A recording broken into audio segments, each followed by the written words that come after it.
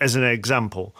Nathan Ake is a very good footballer and has played for Chelsea this season. But this summer, if Chelsea were to pay 40-50 million pounds to bring in a centre-half, they will sell more shirts with that 40-50 million pound centre-half's name and number on the back than they will Nathan Ake shirts. Correct? So as a business decision, and the majority of football is now a business decision, it makes more sense for them to pay 40 million because commercially they'll get it back. I'm not really sure that is the case. Because, of course, so much of the money they get for kits and what have you is up front anyway.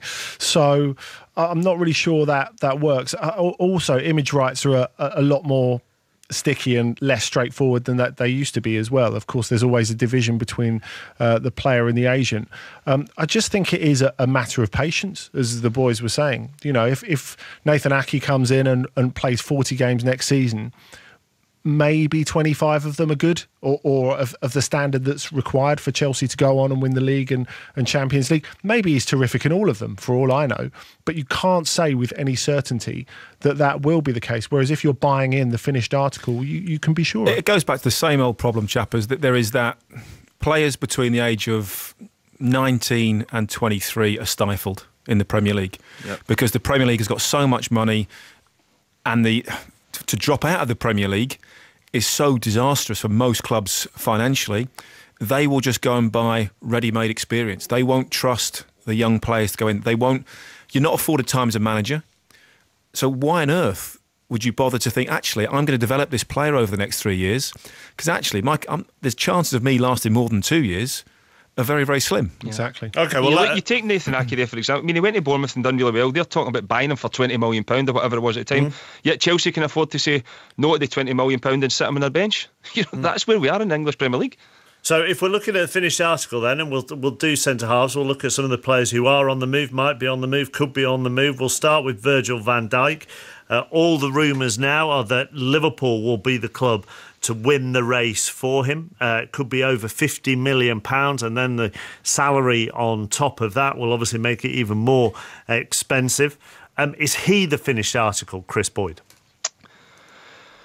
Well, it was difficult to judge him playing in Scotland because it was that easy for him. And I think that with Celtic being so far ahead as they were, he was always going to be tested in Europe. But then going into what we were just talking about there as well, Celtic going to Europe it was difficult for them in Europe. So, he found it tough in Europe a few times. So even when Southampton paid the money, you were wondering, would they be able to cope with the Premier League every week? But he's done that. There's no doubt about it. He's been fantastic.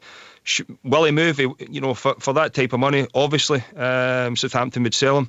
But, I think he's a fantastic player. He will make a team better. But again, we're going back to the, is it 50, 60 million for a centre defender? I mean, where is it going? I feel as if, it's crazy money. And that's the problem. The Premier League is awash with so much money. It does start to cause problems. I think he's a great defender. And ultimately, if he goes to a better team, training day in, day out with better players, playing alongside more experienced, better players, possibly slightly better coach as well, he will get better. 25 is a great age. He's proven himself at Celtic. As Kris said, it was a little bit easy for him. He's gone to Southampton, which are, I'm not trying to be disrespectful, but an average Premier League side. They're going to finish... Well, they're asked to defend. Yeah, but they're going to finish sort of mid-table, aren't they? Pretty much every year. And suddenly now he's going, actually, I'm going to go to a top club. And he will improve by going there, by playing with those better players, by playing in the Champions League. But it's, £50 million is £60 million, whatever it is. It's ridiculous. But it doesn't really matter though, does it? Because they can afford it. Value is kind of an abstract concept in the modern Premier League, as I've said before. And what he's worth is whatever Southampton will sell him for. The fact is, what makes him worth so much are two things, I think. Firstly, he's been proven to do it in the Premier League. Yep. And if you're a defender, especially coming to the Premier League, if you think some of the greatest players in the history of the Premier League have taken a while to adapt, like Robert Pires took 4 or 5 months really before he got there. If you're a defender, there is no way you are getting 4 or 5 months. If you have 3 bad months, you'll be shipped off on loan somewhere else and they'll be looking to sell you, especially in the modern context, I think. The second strand is I just don't think there's that many great centre-backs in the world game at the moment. It's really hard. If you were asked to name, I don't know, 5 top centre-backs who would improve any one of the top 5, I think you're taking a while to think about it. And that goes back to my point, Andy, that, once, going back a while, the England side was awash with fantastic defenders, and especially centre-halves. There was 9, 10 top international, England centre-halves coming through on a conveyor belt, at that time. And then suddenly, because we started going, actually, we need to be technically better, we forgot about defending. And that's why we talk about John Terry, as the last of an era. The ability for an Englishman to actually defend properly, and make the right decisions. Those sort of defenders don't exist because we've gone so far the other way. Yeah, we're all creating the same players. To the other extreme, we can create John Stoneses that can play out from the back. But actually, sometimes as a centre-half, you've got to defend. And even though you look like of Ramos that can play, when he has to, he'll put his foot in, he'll kick the ball out, he'll kick the player out. He might roll around after he's done it. But well, he will. But ultimately, they still know Pepe. Right. In the Euros, Pepe was outstanding. And he didn't roll around in the Euros. No. But if I came back to Van Dijk, who we're talking about 25, 26, he's got Premier League experience now.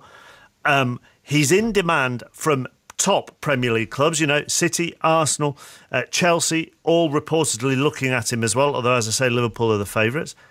Are top European clubs looking at him, Andy? Or are they just complete? Would they not even go anywhere near him because of the price? They can't compete for that sort of money. The only clubs who can afford him at that sort of money, I mean, even Bayern Munich aren't going to touch him at that sort of price, even if they were in need, which I don't think they are, because they've got Hummels and Boateng and others in reserve. They've got this guy, Niklas Süle, who's coming in, who's going to be absolutely terrific for Germany for the next 5 or 10 years. But really, you're looking at Real Madrid or Barcelona, and they're not going to buy him.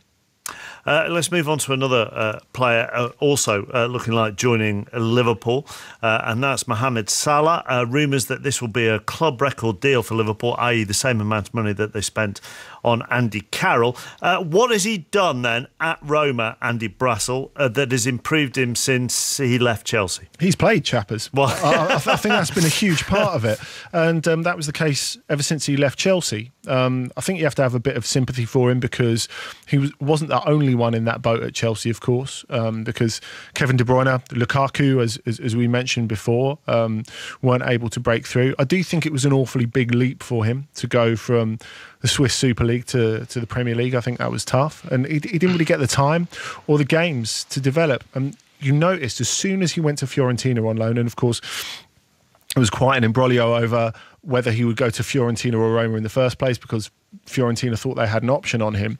What he did in those 6 months at Fiorentina made him hugely in demand. So even before he got to Roma, it was clear that this was a player who'd been underused, undervalued, perhaps incorrectly used while he was at Chelsea. I think you always had the look of someone who was going to come back to the Premier League at some point, because it's all about technique at pace, really. And Roma attack with real pace and real momentum.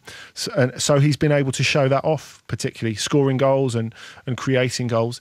I'm not entirely convinced that he's necessarily the player that Liverpool need. Maybe they feel they're a little bit exposed when Sadio Mane was unavailable, but I'm not convinced how you fit them in the same team as well. I would have thought Liverpool would have been looking for a more obvious centre-forward type of player, but that's not to say he won't be good for them. It's just unusual. And I've also seen it said, well, he's there to cover if Sadio Mane goes off to the African Cup of Nations in January, February. Well, of course, Egypt is still in with a chance of qualifying for that. Yeah, 85058 at 5 Live Sport this season. You go along with that, would you, Chris? That actually it's just the fact that he's played is one of the reasons why he's improved. Yeah, well, it's the same as everyone. But going back to the subject there as well, I mean, the Dutch young boys are made to play a game of football every week as well. And I know, but it shows the importance of how they value playing a game of football. And I think that's the big thing for Salah as well. He's went away. He's built a base for himself. As Andy said there, he went to Fiorentina and then he ended up having a pick of clubs, a choice of clubs. When you look at the Van Dijk was the same. Van Dijk had options in England, but he decided to come to Celtic because he wanted to show how good he was, and then their plans worked. Salah has done the same. And I think now he will come back better equipped to play in the Premier League. But for me, I always look at it and say, if you're signing players, they need to be better than what you've already got. Is he better than what Liverpool have got at this moment in time? I don't think so. And the Roma president told Sirius XM Radio that there's nothing in it at the moment. We continue to receive offers for many of our players, he said, and if we were to listen to all of them, we'd lose 3/4 of the squad. Gary Kimmett spoke or commented on Facebook, says not one English-based player in the Champions League squad of the season. The money is making no difference. And Lee Rennick, I think we reward mediocre players with massive contracts and it waters down the quality. Keep them coming, 85058 at 5 Live Sport. We'll go back to transfers a little bit later on. In the next half hour, we'll focus on Real Madrid and the Champions League final and maybe ask why they don't get as much respect as maybe other previous winners of the Champions League. Couple of minutes past 8, here's Faye Rusker. On digital, online, smartphone and tablet, this is BBC 5 Live. A vigil's taken place close to London Bridge to remember the 7 people killed in Saturday night's terror attack. The capital's Mayor Sadiq Khan addressed the crowds who'd gathered to pay their respects to those killed and injured. I want to send a clear message to the sick and evil extremists. We will defeat you. You will not win. As a proud and patriotic British Muslim, I say this: you do not commit these disgusting acts in my name. The family of James McMullen, who's been missing since the attack, now believe he was killed after his bank card was found at the scene.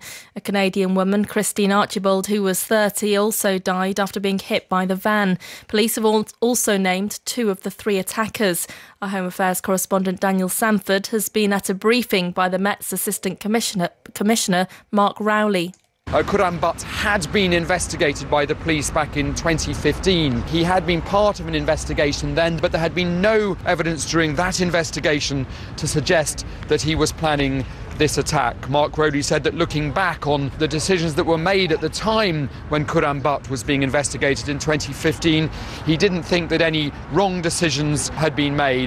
The second man was 30-year-old Rashid Redouane. He claimed to be Moroccan and Libyan. Police are yet to release the identity of the third man. The Independent Police Complaints Commission says 46 shots were fired by officers on the night of the attack. All 3 suspects were killed. A 22-year-old man who murdered his partner's 2-year-old son has been told he'll serve at least 18 years in prison. Joseph Eek from Dorset was given a life sentence for kicking and punching Harry House in Broadmayne last May. And Bill Cosby has gone on trial in Pennsylvania accused of sexual assault. The 79-year-old comedian is accused of drugging and sexually assaulting a woman at his mansion 13 years ago. He says he's innocent. Thank you, Faye. The sport headlines and a reminder of the sad news, first of all, that the former Newcastle and Ivory Coast midfielder Cheick Tiote has died at the age of 30. He collapsed during training in China. Eden Hazard will miss the start of the Premier League season after having surgery on a broken ankle.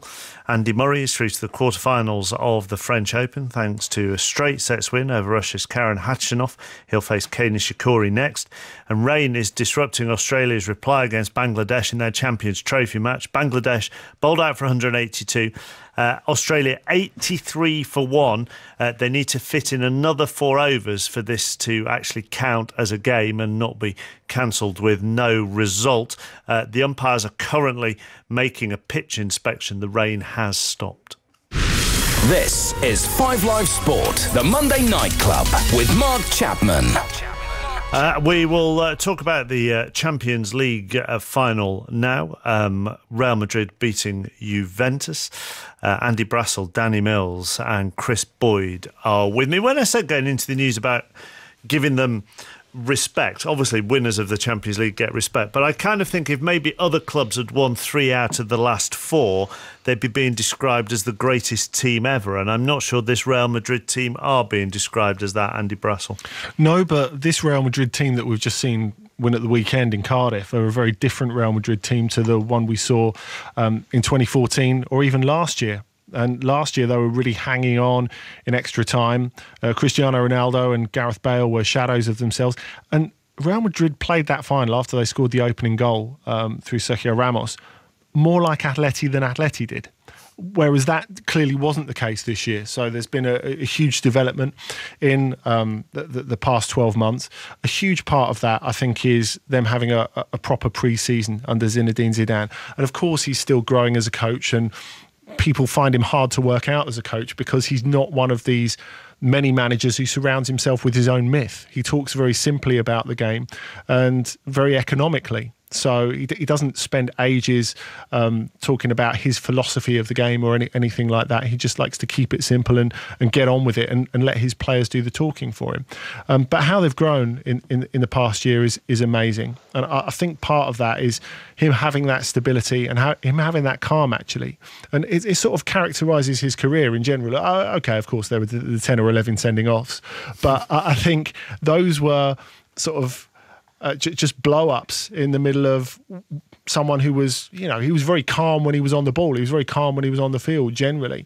And he seems to be like that as a coach. And I think if you look at, he's been able to, I think the transfer ban or the player registration ban initially kind of helped him because it meant that Florentino Perez couldn't go out and go crazy. And in the time that they didn't do that, he created this sort of meritocracy. And they've not really brought any players in. It's been a very, very stable squad, but it's been a stable squad that's been very differently prepared. He got in someone he really trusted as a fitness coach in Antonio Pintus, who was going to go to Lyon, and he took him away at the last minute. He's someone who'd worked with Zidane at Juventus before. And something that people who follow Real Madrid very closely, journalists have said, was quite remarkable is when they went to the States last summer before the start of the season, is that they did a lot of work without the ball. And that's very, very unusual for Real Madrid. But when you get into the home straight of this season and you see how strong they are in that, I think that's a very, very important thing to go back and note. They've also got an absolutely world-class team and squad. You know, when you can afford to have Gareth Bale on the bench, whether he's fit or not doesn't quite make the side.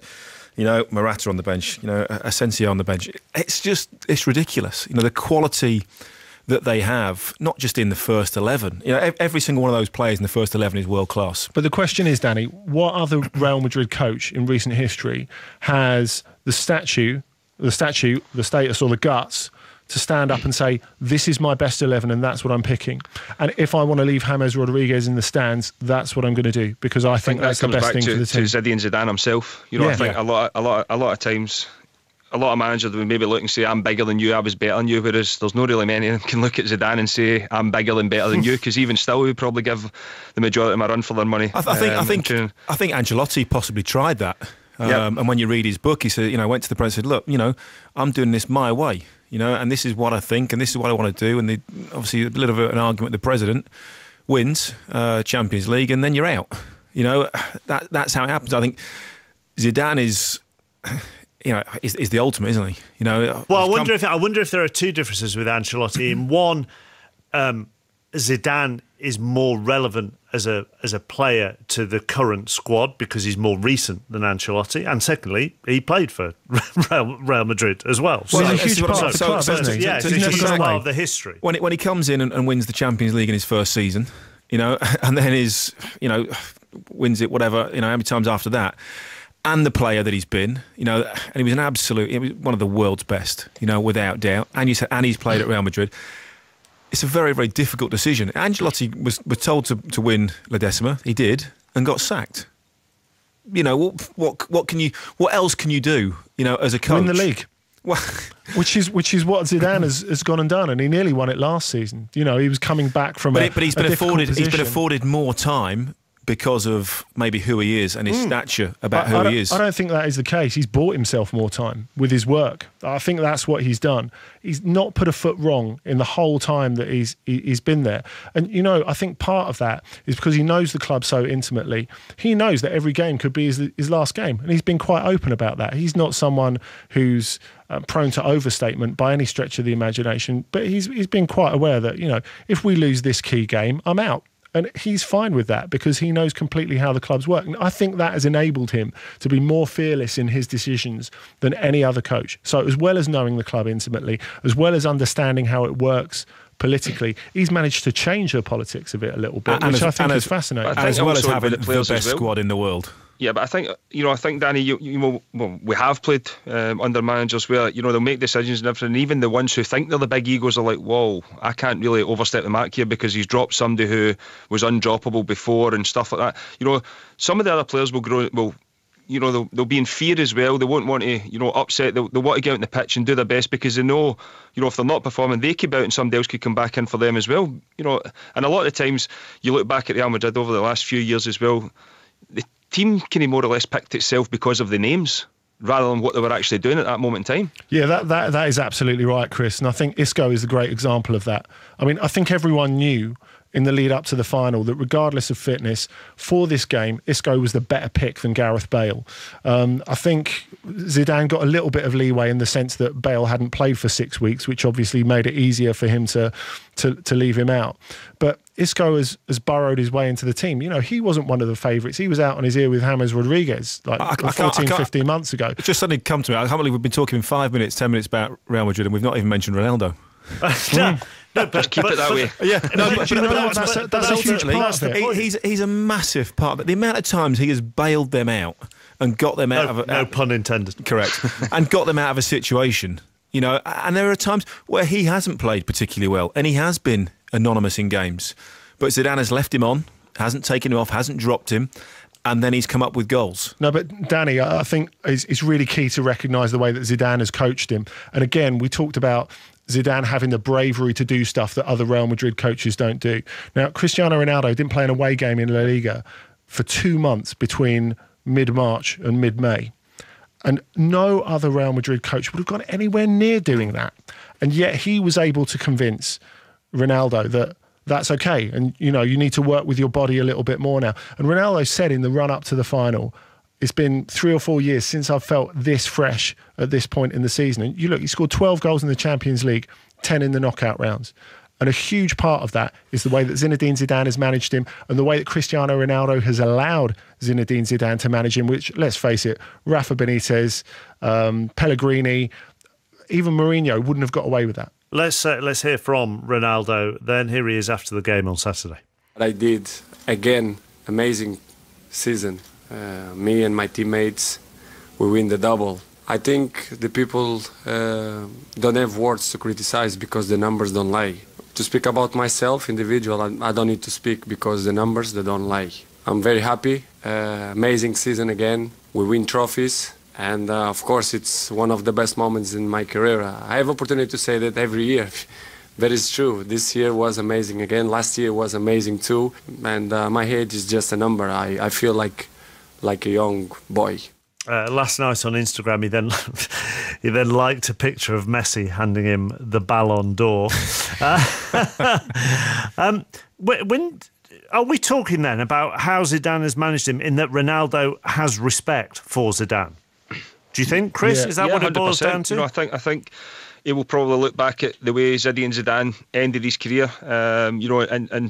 because Ronaldo's all about absorbing everything he can from everybody. I think you listen to Rio Ferdinand speak, you listen to anybody, he's obsessed with being the best. And if anything Zidane's saying, he'll take it on board. And I think it's clear to see, I think it could quite easily went the other way for him. The Real Madrid fans were booing him not long, after Christmas period. And Zidane took him out the limelight as much as you can.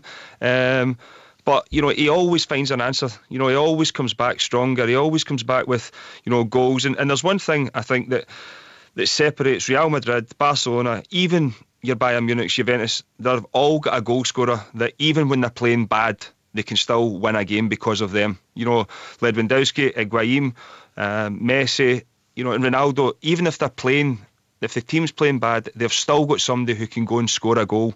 I think even you look at the first half and at Cardiff and Saturday, they weren't great, but they find themselves one up because they had a goal scorer on their team. And I think when we were talking earlier about the English leagues, the English teams, in terms of Europe, that's not there.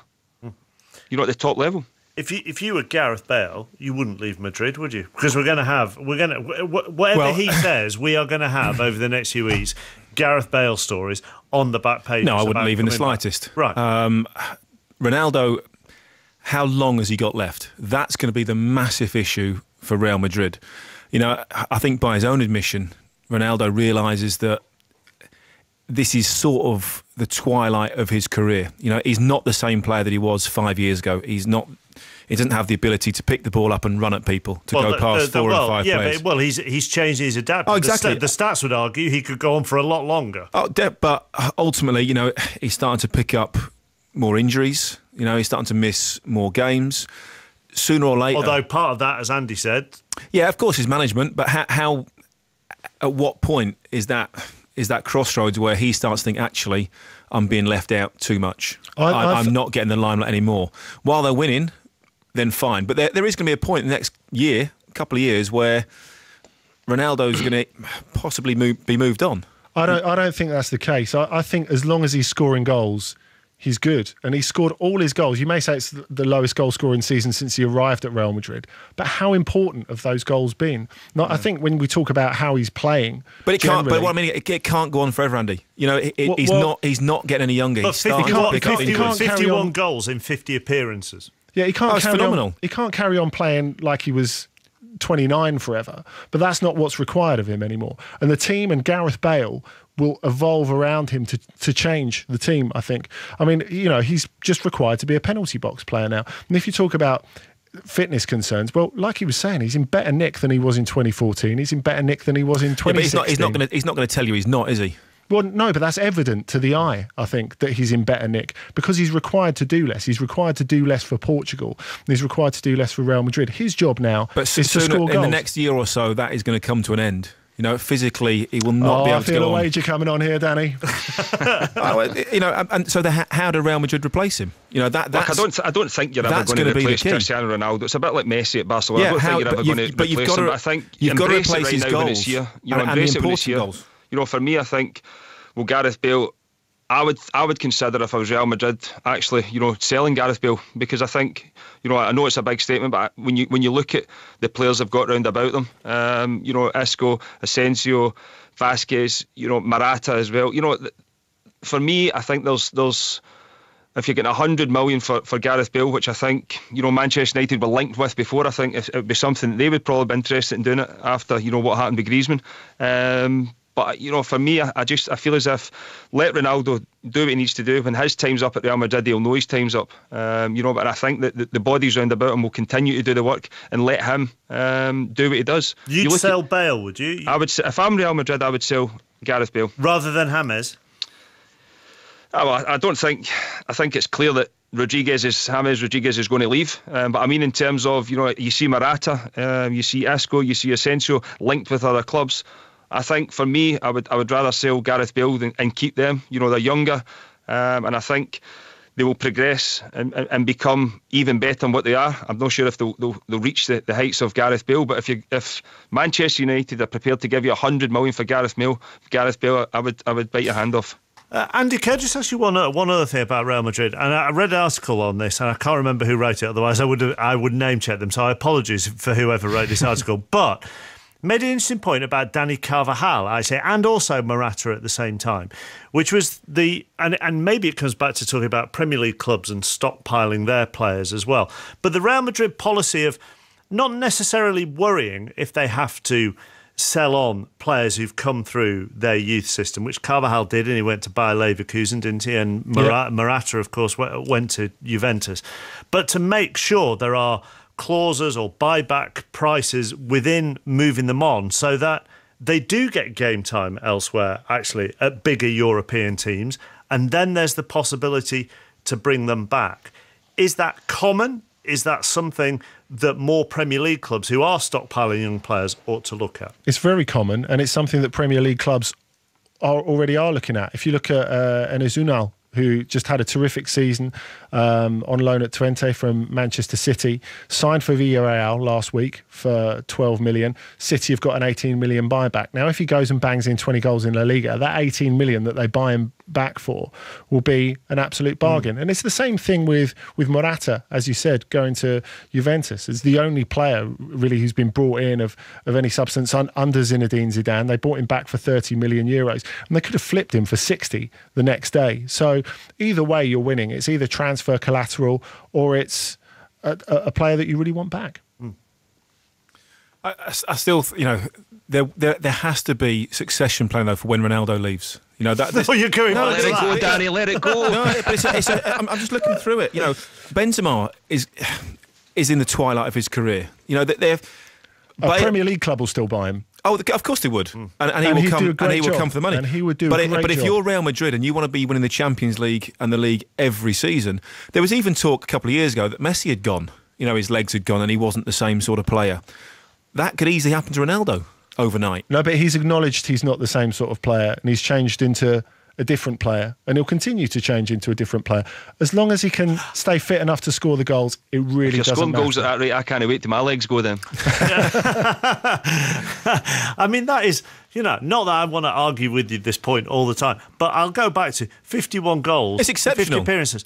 And have you looked at him? I mean, he's in incredible nick. Oh, it's phenomenal. But it can't go on forever, chappers. He's not Peter Pan. No, but it could go on for another 4, 5, 6 years, couldn't it? No. If he was trying to be the player that he was, if he was trying to be the player that he was 3 years ago, then we'd be looking at the end of Cristiano Ronaldo. But he's not. He's wised up. He's changed. He's got a coach who realises that he needs rest, and for the first time in his career, he's accepting rest. But I do think that having Gareth Bale around him for those reasons, for the reason that his role has changed, is more vital than ever. And I'm assuming, Chris, as well as banging in goals at that rate, you're physically in the same nick as well. Yeah? I'm a wee bit better. Oh, yeah, I thought so. That's what I thought. That's what you said. 50 goals a season, chappers. That's, it's an injury. Could be anything. It's only a small injury. Could be out for 3 or 4 months. And then it's difficult. Danny, has he nutmegged you or something in a game a few years ago? I just think he's he's up. There's an argument. Is he the best? Is Messi the best? Messi. That argument goes on all day long. Messi. But to replace, I think Ronaldo is more vital to Real Madrid than Messi is to Barcelona. If he was going to have digs at people who nutmegged him, there'd be a very long list of people he'd be criticising on every show. Danny Mills. Wouldn't be you, though, Chapman. No, it wouldn't. Danny Mills and Chris Boyd and Andy Brassell are with me this evening on the Monday Night Club, Tuffers and Vaughan from 9. Just one other thing on Saturday in the Champions League final. We're going to bring James Horncastle into the conversation now. Evening, James.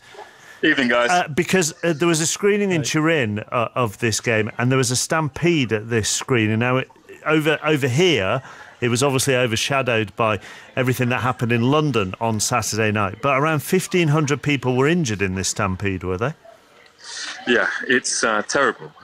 You look at, there's an ongoing investigation about it at the moment. A lot of speculation as to exactly what caused these 2 stampedes, which happened in quick succession. And a lot of focus settling on a paper bomb going off. Now, paper bombs are the kind of noises that you hear going off in stadiums around Italy. I think what really made this quite macabre was the fact that people are very sensitive about terrorist attacks, not only obviously in London at the moment, but in Paris, Berlin, and Nice. And there was a sense within the crowd that was what was happening then. And obviously, people panicked, and the security measures, the crowd controls, were revealed to be inadequate because people were allowed to come into the Piazza San Carlo with glass bottles, beers, wine. And of course, over the course of the night, those bottles were allowed to fall to the ground and smash. And so a lot of those injuries were caused by people falling on the ground and wounds caused by the broken glass. And because obviously when you're in a stampede as well, a lot of people lose their shoes and you're walking on broken glass. And there are so many injuries. There's a small child, 7 years old, in intensive care after being crushed, and they want to get to the bottom of just who's responsible, really, with the mayor and the deputy mayor coming under a lot of criticism. And I would imagine as well, actually, for older Juventus fans, this brought back traumatic memories for them. Without doubt, Chappers. I mean, there were some Juventus fans there who were at Heysel, and without any hyperbole at all, they were saying that this was reminiscent of the experiences that they had there. The crush, in particular, people hiding under some of the staging, and also under some people trapped under barriers. I mean, this was another thing that was ill prepared for, if you like, from the local authority, was the fact that while there were pat checks going into the 4 streets going to Piazza San Carlo, there's actually an underground car park beneath the piazza, and that was unchecked. People were allowed to actually basically come up from there, and under the crush, people fell down there, it was horrifying. And I mean, this plays into a sense at Juventus that the finals for them just bring very unhappy memories, not only in defeats but actually trauma. It's immediately after the game, the defeat was put into perspective by this, in that football is the most important of the least important things in life, as people often say in Italy, and attention soon focused from the defeat to the victims. Claudio Marchisio, for example, saying some of his relatives and friends were actually at the fan zone and caught up in this. James, thank you very much for joining us. Appreciate it. We will talk to you soon on a Monday Night Club. James Horncastle, Daniel Mills. I think what that does emphasise, the Chappers, and we've had some horrendous events, in this country in the last month or so, absolutely devastating. But I think, it just goes to show how good our security forces are, how well prepared they are, how exceptional they do their job. You can't prevent every single thing from happening, but when something does happen, I think we have to be grateful that our emergency services, right throughout the country, are incredibly well trained and deal with those sort of incidents incredibly well. It's the Monday Night Club with Danny Mills and Chris Boyd and Andy Brassell. We haven't actually touched on the Juventus side of things from the football perspective in Cardiff on Saturday night. It was such a disappointing second half from them, wasn't it, Chris, given what they'd produced in the first half? Yeah, it was, but I think a lot of that was down to Real Madrid. I think Juventus still tried to play the way they've played. They still tried to ask questions of the opposition's defence, but it was impossible. I think when the first half, there was nothing between the game. But I think when Real Madrid came out and played the way they did, the second half, it was impossible to stop. And I think the frustration kind of boiled over as well. And we've seen Cuadrado with the incident as well, and there was a few other incidents that that it could have overshadowed what's been a good tournament for Juventus, but unfortunately for them, they've came up against the best team in the world right now, and it's, I think that the way that they were demolished in the second half will be the worst. That'll be the worst thing about the tournament for them, obviously. But it's difficult to take when you've done so well, and put out the teams that you've put out in this year's competition. They didn't get the breaks either, Chappers. No. A couple of deflected goals. To concede that strike to Casemiro, that he's not really a known goal scorer. I think he's done all right this season, but it's a massive deflection that goes, and then 2-3 minutes later, suddenly you're 3 down. You're just about picking yourself up when Ronaldo pops up again, and then the game's dead. And so even at sort of 64 minutes, the game's over. Juventus were not going to come back from that, and then the game sort of fizzled out from that, and you just saw all the sort of the confidence and belief drain away from Juve, and they were big. I don't think the deflection on the first goal, I don't think made a huge difference. It wasn't. I don't think Buffon would have got that either way. But the second goal, it's a big deflection, and that's absolutely vital. Do you think that'll be the end of Juventus though? They're an aging team as well. No, I think defensively they're very, very good. They've got a lot of good players. I think they will. I would put money on them now, probably make it at least the semi-finals of the Champions League next season.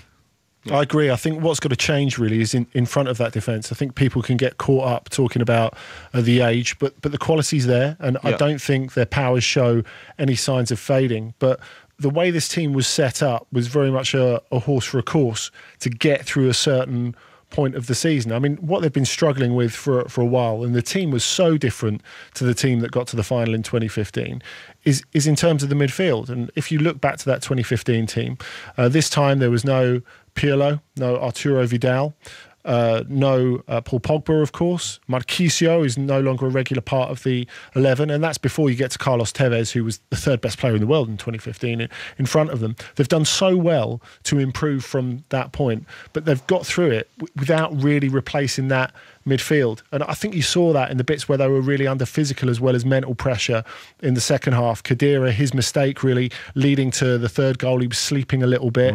And, you know, Pjanic needs help around him. Is something that by cramming all those attacking players in the side, Massimiliano Allegri has sort of put off dealing with that. And, you know, Mario Mandzukic did a terrific job all through the Champions League, quite apart from that goal on Saturday, coming in at 31 years old to the left side of attack, which he'd never really done before, and getting through his share of defending. But that can only get you so far, I think, especially against a team of the quality of Real Madrid. And what they've got to do is they've got to go out into the market and get at least a couple of new midfielders this summer, but I expect them to come back too.